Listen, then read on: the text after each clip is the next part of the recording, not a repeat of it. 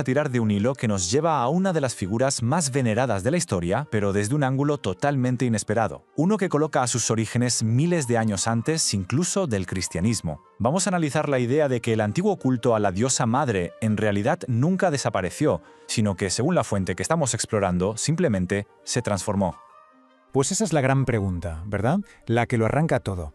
La fuente que tenemos entre manos nos da una respuesta que la verdad es bastante sorprendente. Conecta la devoción a María directamente con tradiciones paganas muy antiguas. Así que vamos a ver cómo construye este argumento paso a paso. Empezamos por el principio. Según la tesis de nuestra fuente, el punto de partida de toda esta historia no lo vamos a encontrar en el cristianismo primitivo. No, hay que irse mucho más atrás en el tiempo, a la antigua Babilonia. Aquí está, esta es la afirmación central, el meollo de la cuestión. La idea de que el culto a María se introdujo para sustituir el culto babilónico a la diosa madre. El objetivo, según este planteamiento, era hacer más fácil la conversión de los paganos. Este es el punto de partida que vamos a desglosar ahora mismo. Para entender bien este argumento, tenemos que hacer un pequeño viaje en el tiempo. La fuente nos lleva directamente a la cuna de esta tradición, a la antigua Babilonia, que es donde supuestamente se forjó el molde original. Y este es el mito fundacional del que habla la fuente. A ver, la historia es que Semiramis, que era la esposa del líder Nimrod, asegura que su hijo Tamuz es la reencarnación divina de su marido, ya fallecido. Y de ahí, boom, nace el culto a la madre y el hijo, que se convirtió en un pilar de la religión babilónica y que por lo visto se representaba por todas partes. Y aquí es donde la cosa se pone interesante. El texto argumenta que cuando los pueblos de Babilonia se dispersaron por el mundo, no es que dejasen atrás sus creencias, que va, todo lo contrario. Se llevaron con ellos este culto de la madre y el hijo a todos los rincones del planeta. A medida que este culto se iba extendiendo, pues lógicamente se iba adaptando a cada lugar. Según nos cuenta la fuente, la historia central, el núcleo, se mantenía intacto. Lo que cambiaba eran los nombres de la madre y el hijo, para que sonaran más familiares en cada nueva cultura. Y esta supuesta expansión se vería reflejada en un montón de culturas. La fuente nos da varios ejemplos: Isis y Horus en Egipto, por ejemplo, Devaki y Kishnan en la India, o Cíbeles en Asia. Incluso menciona que llegó al antiguo Israel como Astaroth y Baal. El patrón que se defiende es siempre el mismo: una madre divina con un hijo que ha sido concebido de forma milagrosa. Y con esto llegamos al punto de inflexión. A ver, ¿cómo es posible que este culto pagano, según el texto, acabase formando parte del cristianismo? Pues aquí es donde la historia da un giro que lo cambia todo. La fuente sugiere que allá por los siglos III y IV, los líderes de la Iglesia se encontraron con un problema. Muchos paganos se sentían atraídos por el cristianismo, sí, pero no querían renunciar a la veneración de su diosa madre.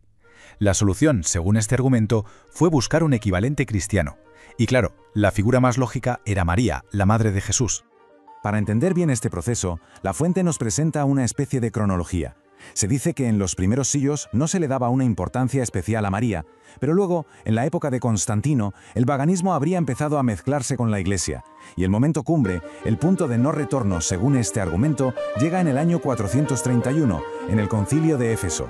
Ahí es donde la veneración a María se convierte en doctrina oficial. Y ojo, que según el texto, no es casualidad dónde ocurrió esta fusión. Pasó en los grandes centros de culto a la diosa madre, en Roma, en Éfeso, donde se adoraba a Diana, y en Alejandría, que era el epicentro del culto a Isis. Se supone que la devoción que ya existía en estos sitios facilitó muchísimo la transición. Para reforzar su argumento, la fuente nos muestra una serie de paralelismos, de parecidos, más que razonables, entre los atributos de las diosas paganas y los que, tiempo después, se le aplicaron a María. El texto traza conexiones muy directas en los títulos. Por ejemplo, Reina del Cielo, que se usaba para Astarte, o Madre de Dios, que era un título de Isis en Egipto, pues supuestamente se transfirieron a María. Incluso la palabra Madonna, que significa mi señora, se conecta con un antiguo término babilónico, Baalt. Pero la conexión, según la fuente, no se queda solo en los títulos. La iconografía, o sea, las imágenes, también es un punto clave. Se argumenta que esa imagen tan típica de la madre con el niño en brazos, que era súper común con Isis y Horus, se convierte en la imagen por excelencia de María y Jesús. Y lo mismo pasaría con otros símbolos como la luna creciente bajo los pies o el halo de 12 estrellas. Y esta es probablemente la afirmación más potente de todo el material. Sostiene que, en algunos casos, la transición fue tan directa que ni siquiera se crearon estatuas nuevas. No, simplemente se cogieron las imágenes de Isis y su hijo, que ya se veneraban, y se les cambió el nombre. se las rebautizó como María y Cristo, y así el culto pudo continuar sin que nadie notara demasiado el cambio. Bueno, hemos hecho todo el recorrido del argumento, desde la antigua Babilonia hasta la Roma cristiana. Ahora vamos a ver cuál es la conclusión final que nos presenta la fuente. Así que, para resumir, el punto clave es este. La perspectiva que hemos analizado hoy no ve el culto a María como algo que nació y creció dentro del cristianismo, sino más bien como la absorción y cristianización de una tradición pagana muchísimo más antigua y que estaba por todas partes. Sería, en definitiva, la supervivencia de un arquetipo religioso que supo adaptarse para encajar en un nuevo sistema de fe. Y todo esto nos deja con una pregunta final, para darle una vuelta. Más allá de este caso concreto, este análisis nos invita a pensar en cómo funciona la religión, la cultura, hasta qué punto las creencias se transforman, se prestan elementos unas a otras, se adaptan a lo largo de los siglos. Es una pregunta que desde luego va mucho más allá de esta historia en particular,